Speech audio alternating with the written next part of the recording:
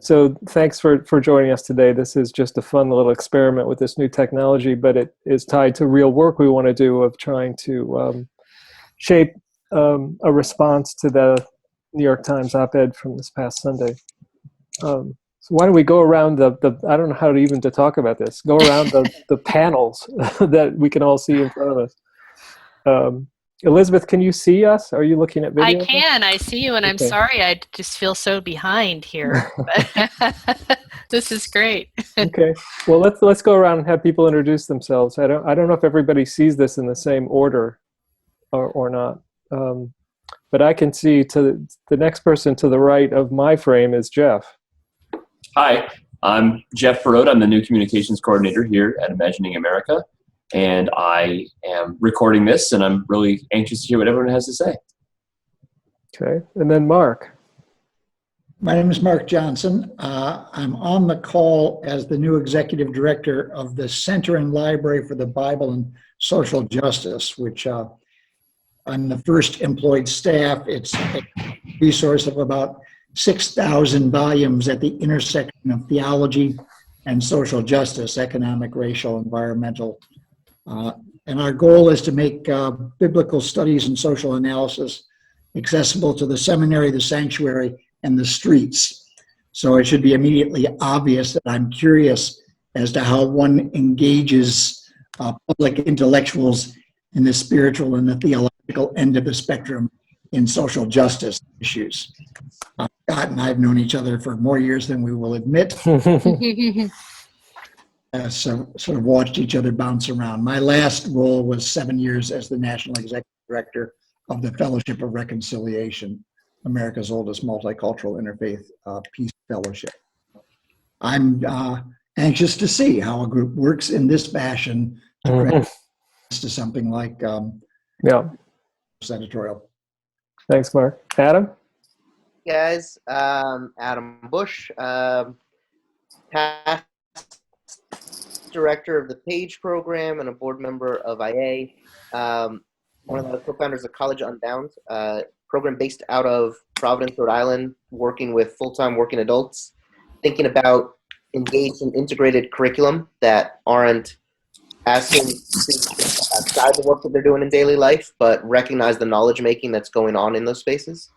So I'm interested in responding to the article, thinking about adjunct faculty, both in terms of my own role and in terms of folks I want to hire in the college.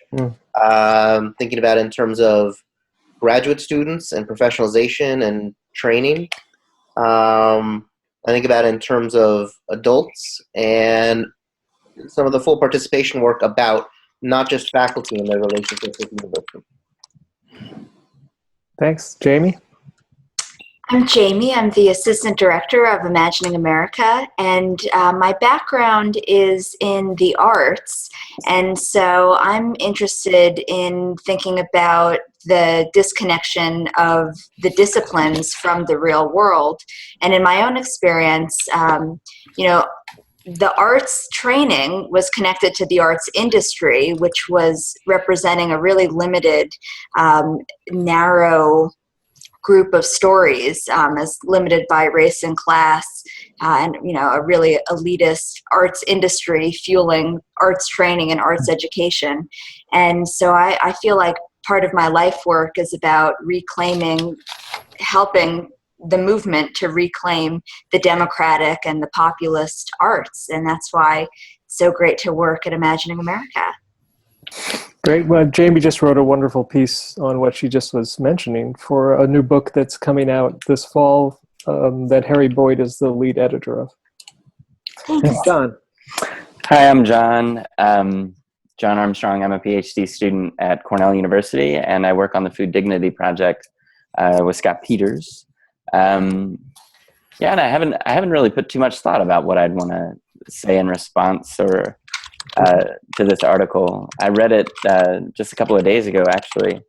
I guess what I'm currently working on right now is just a sort of large review of different viewpoints and perspectives on what it means, like what citizen participation really means and according to who. And so that might be pertinent.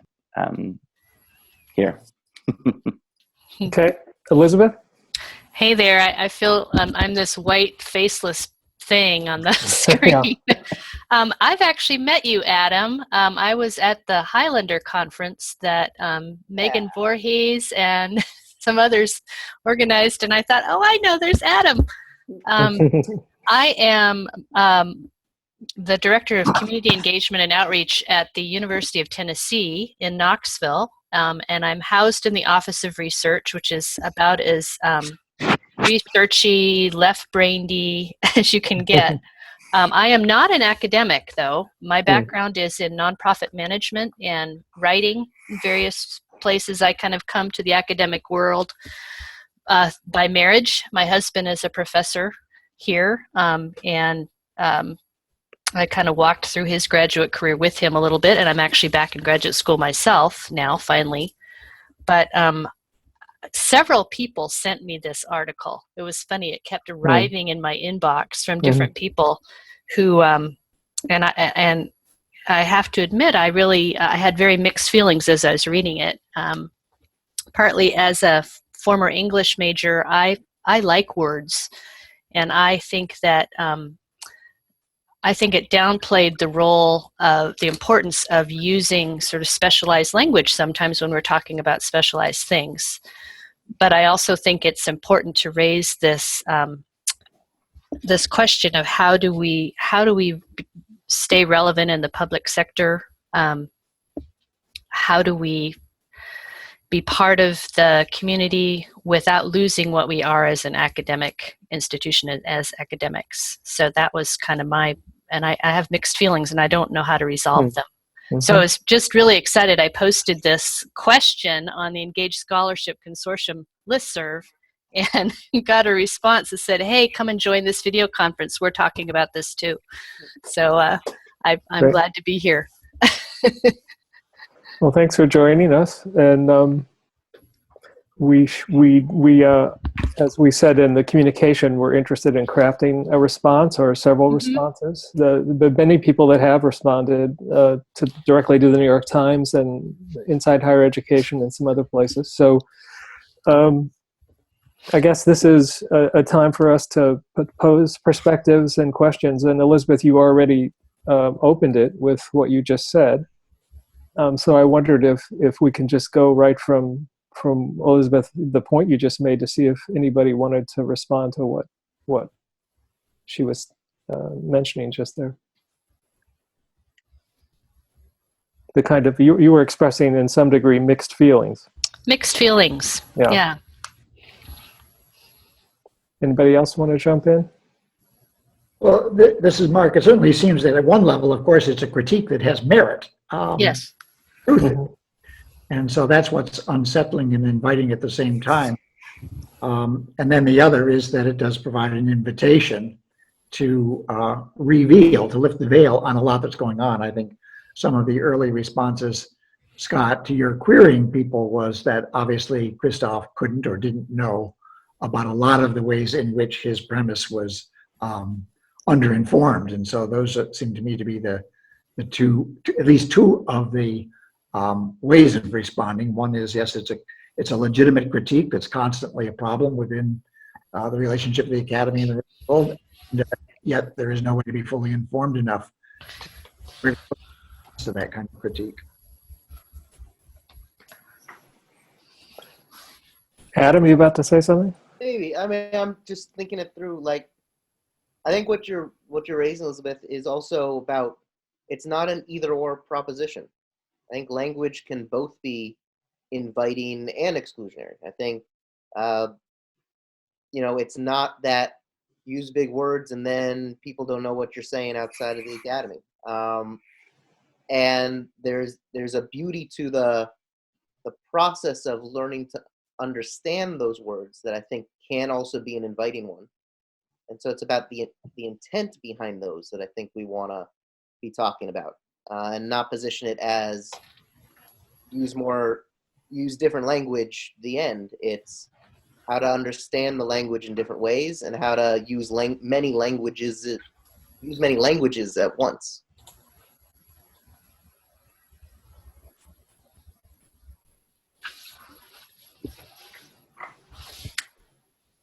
the point about not being exclusionary, not an either or, I'm sorry, that you started with, Adam, was the first thing that came to mind to me reading it. What really irritated me in the piece was the quote from the Brookings Institution person, which used the phrase public pontificating.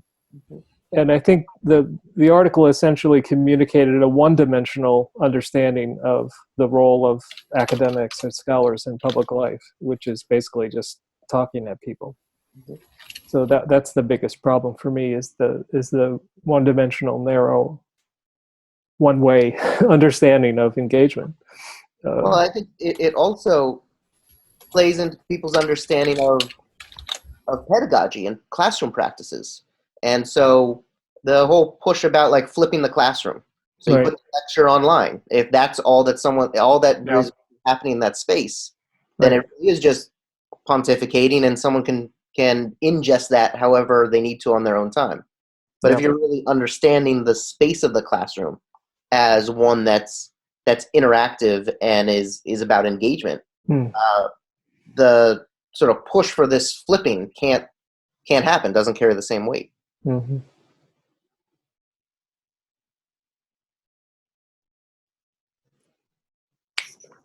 John? What am I thinking? Yeah. I think, I think it's, for me, it was rather strange to read Kristof, like talking like a lot of the same lines of critique that I could use when I, like bemoan things that I dislike about the university. I agree with your sort of honing in on the quote from the person from Brookings. I don't know. I guess what I'm hearing from folks around the video conference is, like, do we want to like have, in some sense, a focus on language and which direction it travels? Like, is that the sort of substance of this, or are we just really trying to highlight other kinds of work that are being done?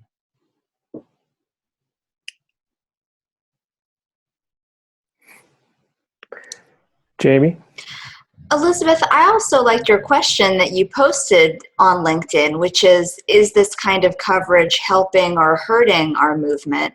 And so I was initially excited to see the New York Times covering the battle that we're fighting to change the culture of higher education that often feels not in the public spotlight. And we wish the public were putting more pressure on the institution to change.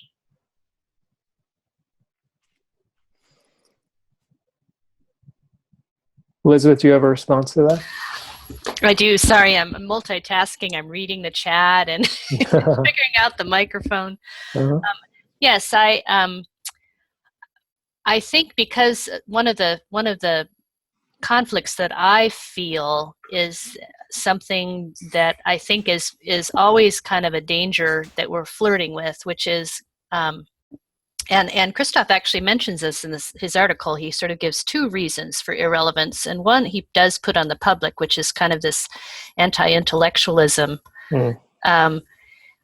But then I wondered if he wasn't actually sort of contributing to that himself by talking about, in very simplistic terms in some places, of professor talk is gobbledygook. And I guess that's one of the things I want to make sure that we're not adding to that.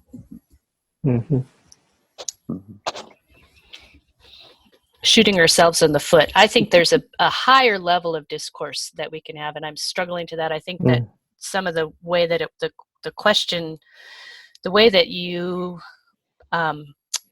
introduced this video conference, the text that you used was very helpful, talking about, this is actually, we're talking about a value add to the intellectual life of the academy. And I think that that's where I want to go with this. Yeah. We're not dumbing down the academy.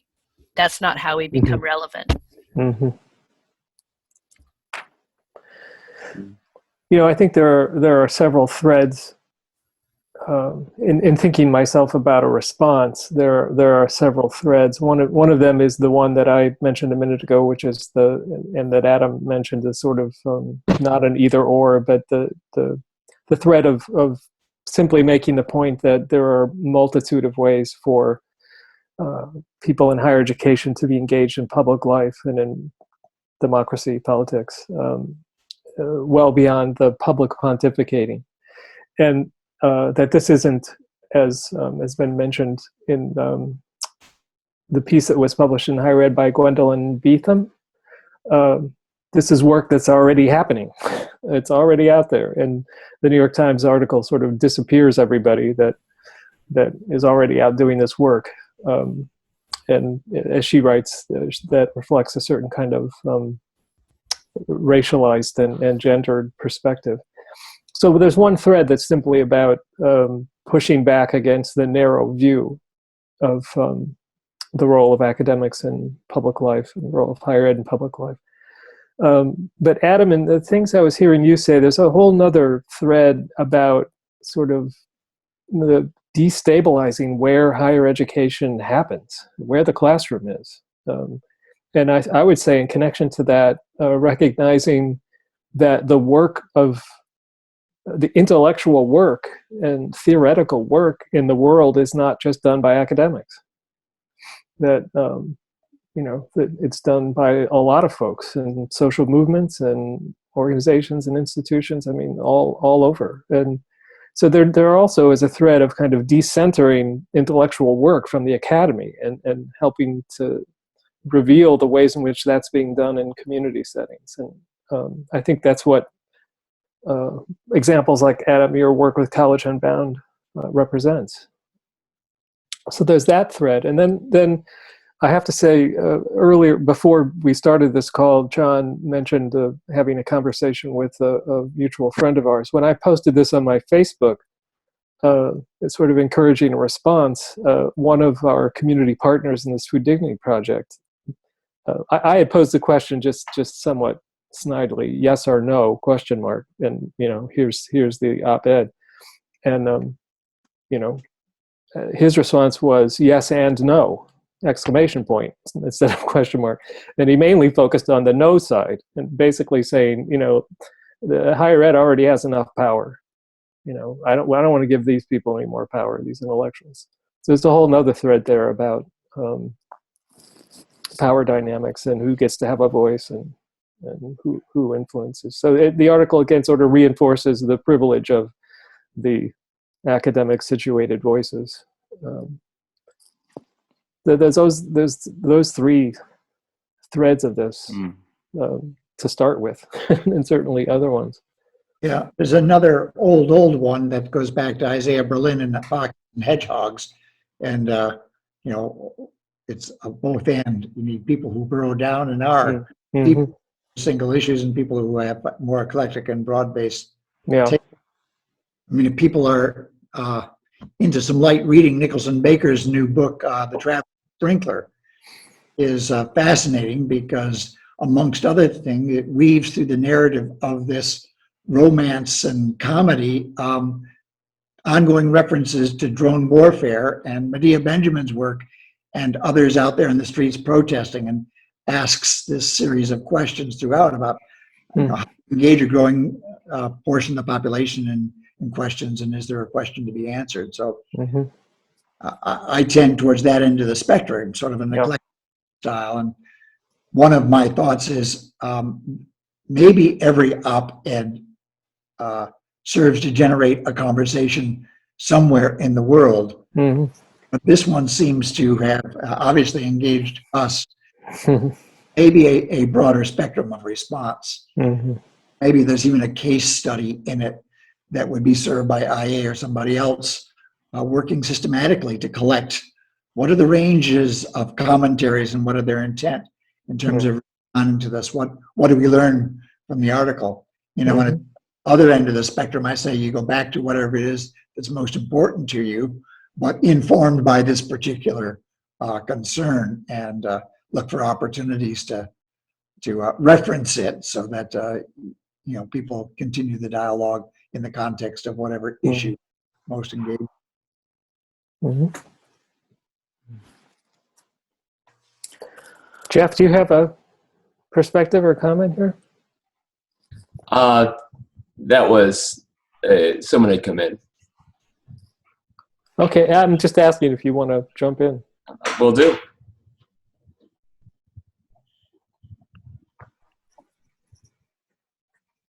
When you guys are thinking about a response, do you have a where in mind? Well, we certainly began by thinking about a response to the New York Times, but we haven't exhausted any conversation about the where. I mean, we have our own blog platforms at Huffington and on our own website, so those can certainly be venues for expressing a different viewpoint. And I guess I'm also thinking about something that wouldn't fit in like a New York Times piece, but if there's I am a public intellectual because, and we just start to get lots of small answers to that. And, so it's not as complicated as asking a lot of people to record a video of something. Yeah. But whether that's a Twitter collection or a piece on a blog or something that's nice. That can express an answer to this in masses, not just in IA is representing, but it's a call to hundreds of people to say it with this tagline. Yeah, I like that thinking. In fact, we started thinking about that with Jeff, our new communications person, of how we might take those sort of approaches. I like that idea very much, that we could, in fact, it'd be kind of a nice response, nice way of reinforcing what Gwendolyn was saying, which was basically, we're already out here. And if we could find a way to surface out those sort of quick stand-up responses and begin to assemble a rich set of that would be a really nice response, actually. I think we're testing it right now, the whole idea of it, which is very exciting. Yeah, so I mean, I think in terms of a response, Imagining America is in many ways a response just by its existence to what we see in an article like that. We exist to respond to that whole perspective and to try to dislocate it. What was the word you used, Jeff, in the article, in the piece, in the call? Unhinge. Unhinge. I kind of like that word. So in a sense, we're in, and it to me was a reminder of how much work there is to do to actually make a dent in the public conversation. That all of this work could still be completely invisible at that level. I shouldn't be surprised. I'm not surprised, but it's an interesting challenge, and I don't think actually I like the way you present the alternative response, Adam, because I don't think just competing on the turf of the New York Times op-ed page is really a winning strategy. Not to mean we shouldn't try, but right.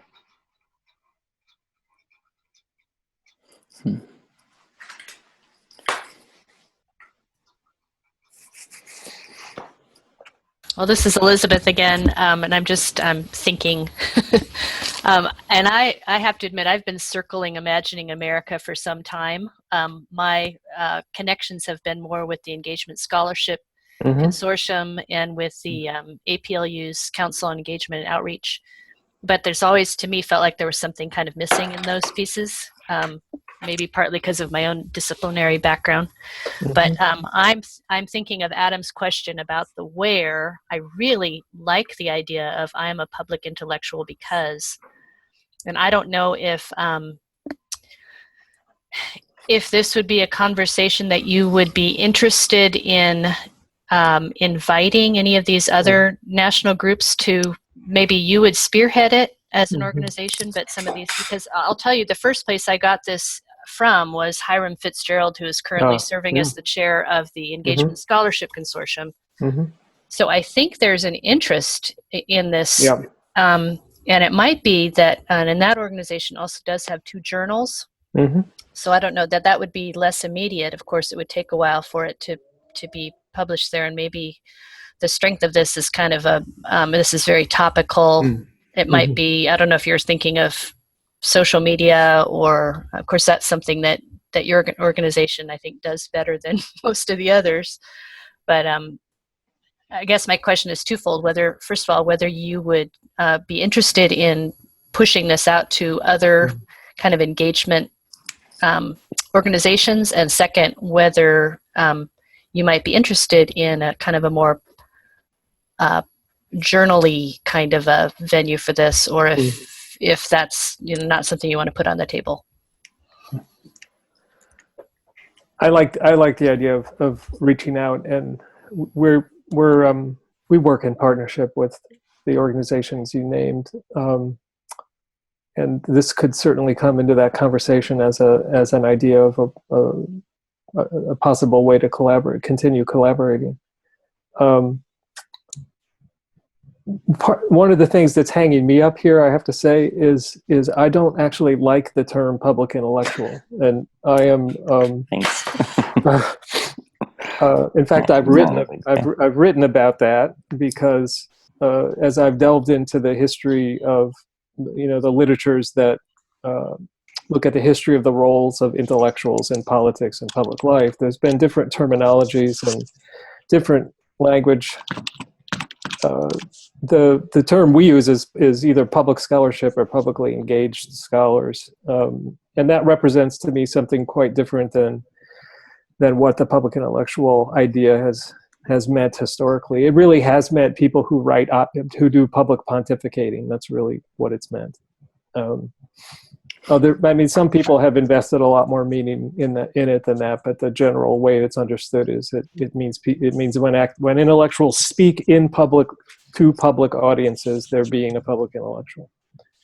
So I would have a problem with the campaign that had people say, I'm a public intellectual because.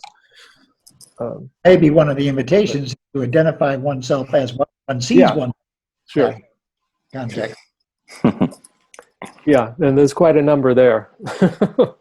But I love the idea, though, of Elizabeth of reaching out to ESC and campus community campus partnerships for health, and our friends in AAC and UN Campus Compact. So it represents a tactic that has been successful in other contexts recently, particularly the Israeli and Iranian exchange back and forth about of the other, has the potential of having a global impact as well as a domestic impact, which is another aspect of this that's not clear at this point. Yeah, I think we're following a strategy in Imagining America where we very much want to find and help make visible the leaders that are already out there. So a campaign that follows what Adam you had suggested, and that tries to, as Elizabeth was saying, work across these institutions that are connected to so many people and organizations and institutions. I'm really interested in. It would be. I've been impressed with people who do things like the person who founded Humans of New York, of the way in which you can do a photograph of somebody and have a little couple sentences under it, and do hundreds of those, and just develop something really powerful out of that. That would be a very exciting campaign to begin to create a huge set of hundreds of photos of publicly engaged scholars or public intellectuals or whatever we want to call them, with a little byline underneath them of a couple sentences of either how they understand what they're doing and the value of it, something about who they are. That could be very powerful. I'm looking at Kristof's piece where he in that second paragraph says the most stinging dismissal of a point is to say that's academic. Yeah. And I wonder about maybe that being a catchphrase that we use. Yeah. It's trying to call other things academic that Kristof's not acknowledging are academic. Right. That's good. Yeah. So, engaging with people in New Orleans and with Ashe Cultural Center that's academic. Right. Right. Yeah.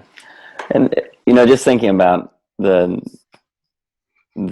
trickiness of like trying to name something like this, I do like the idea of not necessarily naming it, but like having sort of a Twitter hashtag not your normal scholar or something like that might be something that, because in doing a lot of interviews, I find students that will call themselves, I call myself a committed intellectual or an activist academic, or they have all these different words that they'll use that they're more comfortable with in describing their own work. And so I think that could be, and I think if you define it broadly enough, it doesn't have to just include, people that are in institutions, but it could be people that are doing knowledge creation work that are outside of academic context. Right. In a sense, we could reclaim the public intellectual idea and recraft it around a whole different narrative. And I think the piece about wanting to not just be focused on academic professionals, professors and staff, to bring in the folks who are working within communities who are doing intellectual work in their lives would be a really important part of this. Yeah. Well, I can actually feel something interesting coming together here that isn't writing a response to send to the New York Times op-ed page, but recognizing a response that needs to be taken up and done over the next several years, actually. But for me, making visible the leaders, the people who are leading, which includes students and staff and faculty and community folks from all kinds of places, would be really compelling. They're leading and recrafting what it means to be an intellectual in public life, or to do intellectual work in and with publics.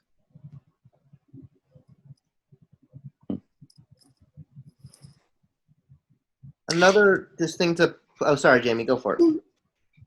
Well, I was just going to add to that and say that I'm most excited about this field-wide meeting, talking about with all of our organizational partners how to better craft our message, and even thinking about all of the conferences that will happen in the next year. If there's some specific ask that we could get all 500 IA attendees, all 500 CCPH attendees, ESC attendees, we'd really have some big numbers. Yeah. I like that a lot. I like the idea of it being interactive in that way, so that when we're gathering, we're posing that kind of question, and it's like IA's role is putting it out there and then helping to really energize around it. The other thing I'm playing with, I don't know if I like this idea. Why I like Etherpad is because lots of people are interacting with the text at once. And I don't love that website, Rap Genius, but the idea of like Wikipedia crowdsourcing, editing, and commenting on a text, I think could be more than just critique. Like there's a way that turns terrible and you're pulling apart a text. But there's also a way that we do something like that with Kristof's editorial, and there's embedded footnotes and hyperlinks that we can crowdsource into something like that. That's nice. Right? So when he's saying that I think there's fewer public intellectuals now on campuses than there were a generation ago, that leads to a comment and someone's writing a little blurb and putting a link. The basic challenges PhD programs foster a culture that glorifies blah, blah, blah, that page folks are commenting and putting in examples and links to their work. So like the idea of the collaboration of something like that too. I don't really know the platform for it. How would that work technologically? Well, it could happen on Rap Genius, which you can upload a text and then crowdsource folks making comments and embedding, in a sense, like track changes in a Word document. Uh-huh. I'm sure there's a way to do that on the IA website, or to do it on a WordPress site or something like that too. If it's on a blog, if it's on our blog, I'm sure it could also be moderated in some way if we needed it to be. Yeah, I like that idea. It's also a nice visual. Like, I see it as high tech, and people could be embedding links into things. I could also see it as a really interesting in-person activity, where you blow up an editorial like this and put it on a wall at a conference gathering. You're asking people to write on it and circle different things, comment back and forth to it, like, and make it really messy and engaging. Like, that's a very cool image too.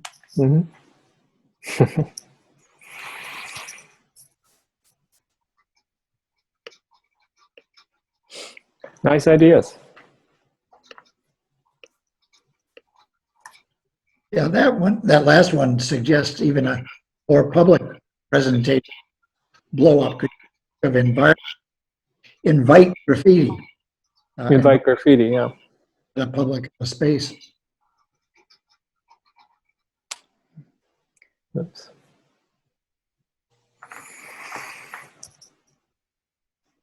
Jamie, you about to say something? One thing that's just nagging me throughout this conversation, though, Imagining America is being really serious about a theory of change and interrogating our assumptions. And so I do want to call the question, do we believe that inserting our stories into mainstream media is an important lever for pursuing change? And in organizing terms, we've been getting a lot of community organizing training. You know, there's a distinction between activity and really strategic action. And so I just want to raise it as I'm excited about all these ideas. And I also want to know, where's the pressure point?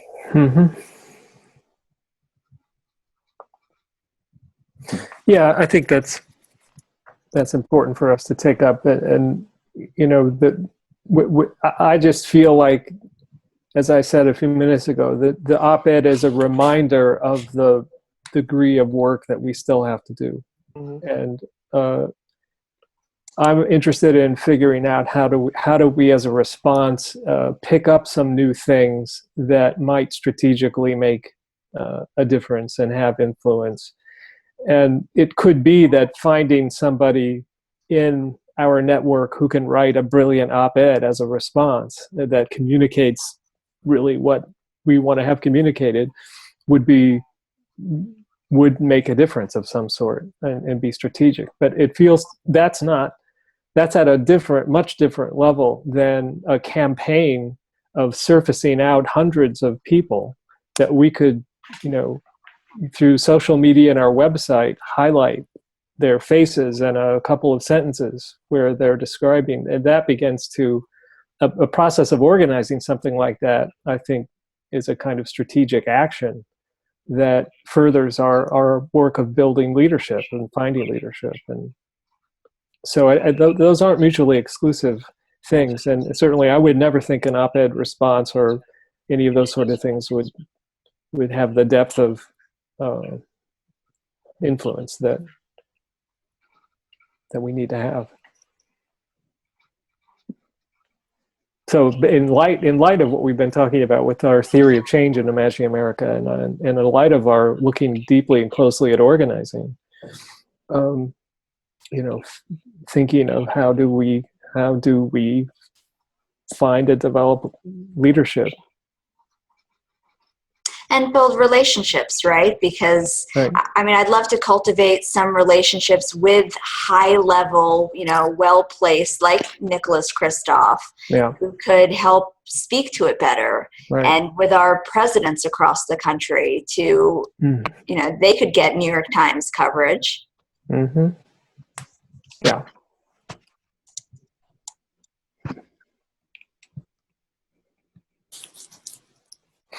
I mean, there's a lot of work to do in the institutions that we're connected to here on this very topic. You know, without the, you know, forget about the New York Times or any of these kind of venues. There's the same perspective is present in our institutions, and the same invisibility of the people who are doing public scholarship, public engagement, public intellectual work.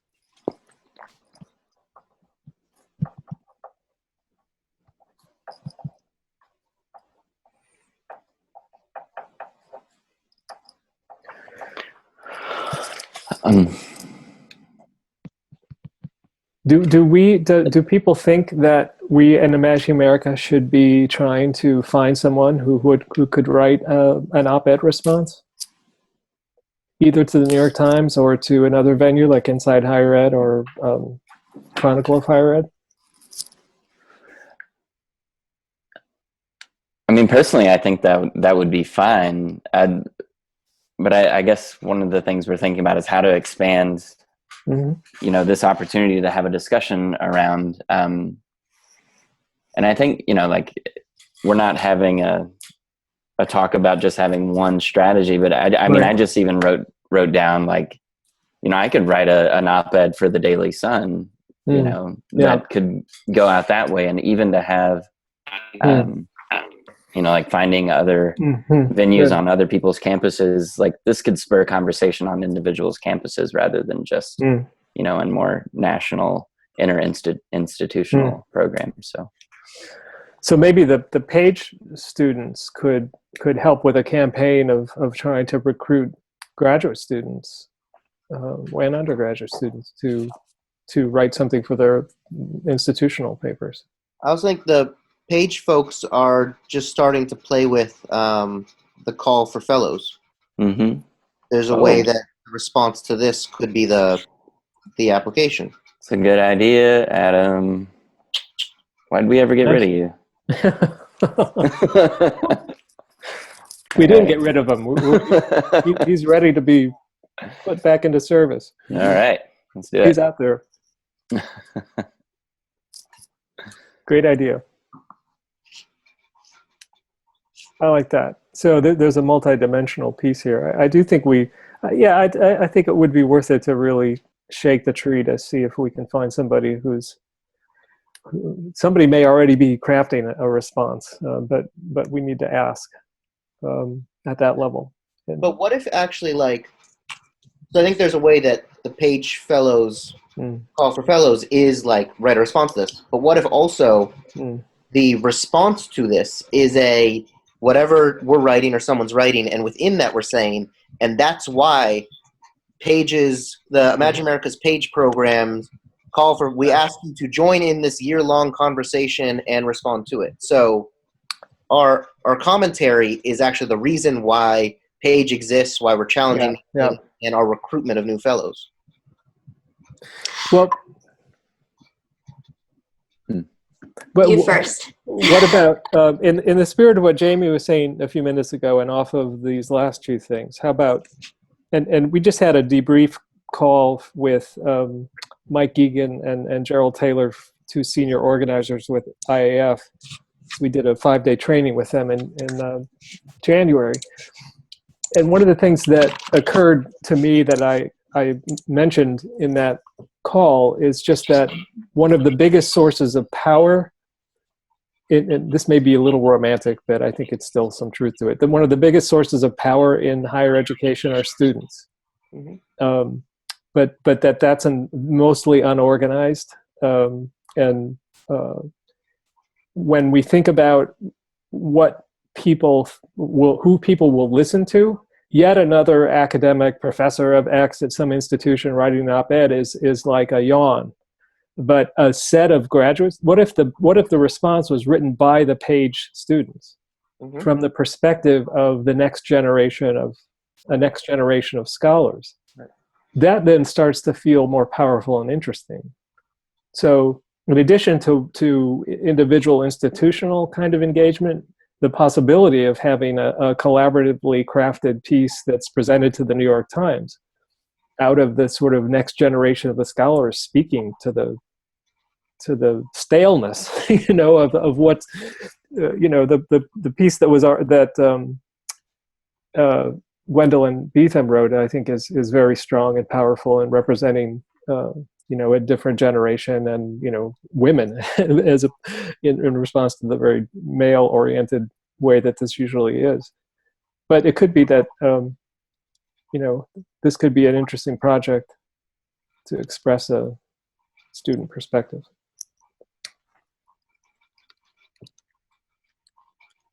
Jamie, sorry I interrupted you. Well, no, not at all. I mostly just to show off the technology. Can I share my screen with all of you? And I'll show you two parts of a response. One is, I also wonder for the page, if we do we have to limit it to the Kristof piece? Could we have them all, bring into their response other pieces? And I was thinking about the lovely example that graduate students did in response to Syracuse's slide, that article about SU and its rankings, and they wrote Syracuse's rise. And then I also just wanted to share, you all can see my screen, right? Yes. Oh, good, good. My hope in the next year is to get rolling Imagining America's this video series that we started with student activists. And I'm so excited about having more stories told. So here's 10 seconds.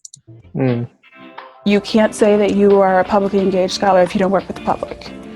To me, for me to be accurate and say, these are the things that they're struggling with, or these are the things that we need to make the quality of their education better, I have to talk to them and find out what it is that they need.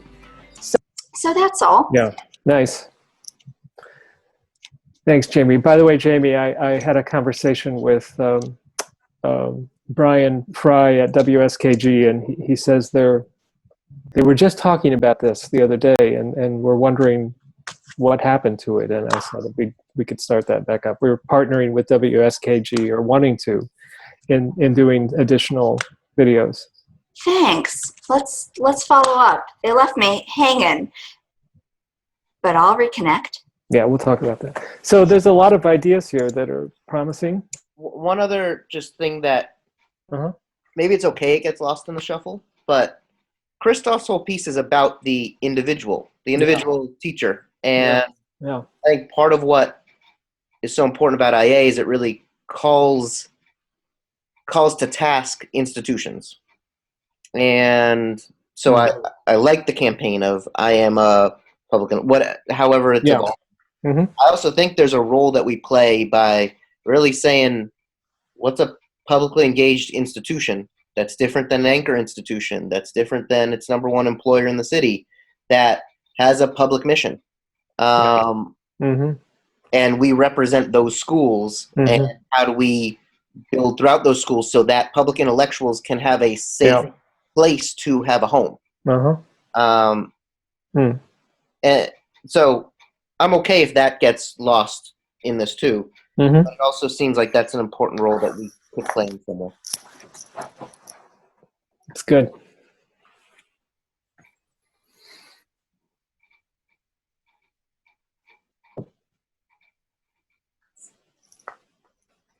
Okay. So we're nearing an hour here. Do we have more to work on, or can we call it a wrap here? Is there a next step? Is it you guys as an office are figuring it out? Is it we send it to Paige? What's the right thing to come out of this? Well, it should definitely be in the spirit of distributive leadership. What can each one of us do? Well, as I've been more...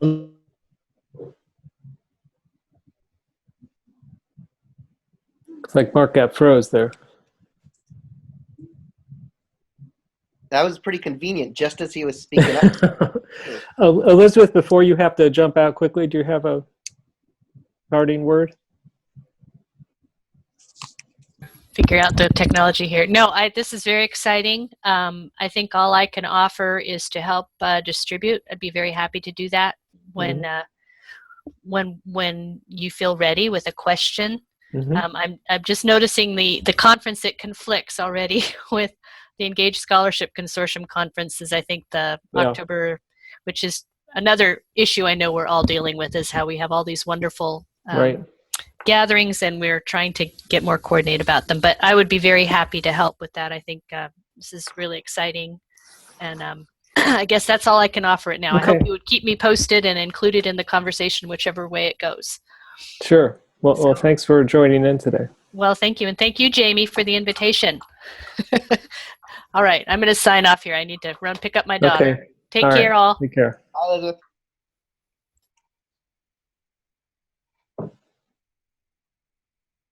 So Jamie put the distributed leadership question on the table. And also, how do we feel about not a polished op-ed, but posting parts of this conversation and some, you know, with some of the statements that we came up with in response? Yeah.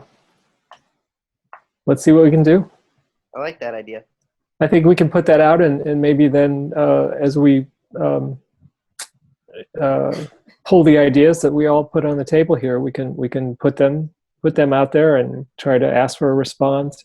We have a conference call coming up with the Page Fellows, so we could have a conversation with them about the possibility for them to jump in as a group with something. And are you guys joining the Page webinar on Sunday? Has it been openly invited to you guys, or has it been? No. John, do you want to speak to that at all, or I can give my overview about it? Yeah, go ahead and give your overview about it. Like, I'm confused as to, because there's one thing on Sunday and one thing on Monday. Yeah, I was talking about the Monday one. Okay. Right.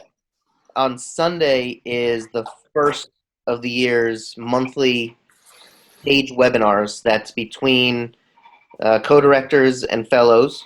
So one of the assignments coming out of the conference and the conference calls that followed that was having a chance for folks to either share their work, talk about larger connections or questions they were having in higher ed, share problems they're having on their campus, and frame it in a webinar conversation seminar.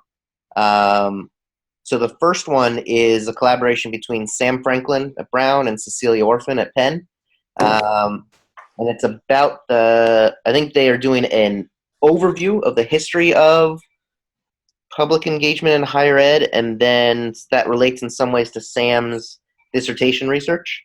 And then it's opening it up into a conversation. I know that they're recording it. And one of the things that I wanted to ask the co-directors is if it seems like recording all of these throughout the year, piecing them, putting them together and framing them could be a really amazing essay collection. Could be a really amazing something. I think there's some of them, these webinars, that they want to be very public. There's some of them that they want of just the 20 of them. But I think recording all of them and then editing them after the fact and framing it in some way, whether as every year there's a collection that's released or after 5 years of doing this, I think it's something to be attuned to. Yeah, I think either if it used Zoom, then we could video record it here, or let's look into how we could get the highest quality of audio recording.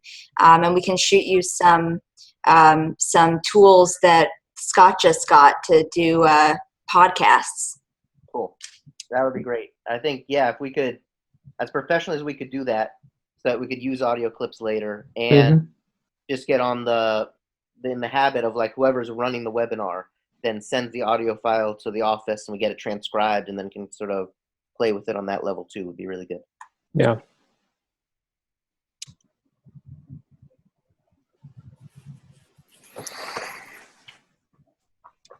Okay, so we will work with the video. So Jeff will work with this. Jeff will take the lead, right? In trying to see if we can edit something from this. Yeah, I'll see what I can do. And then we'll crystallize out the ideas we heard and that were put on the table, and figure out how we can promote those ideas and get some engagement around them. Mm-hmm. And see where we can go. This is fun. Thanks, everyone. Yeah, this was nice. Yeah, it's been too That's long. good. See ya. All right. Take care, everybody. Bye, Scott. Thanks. Bye.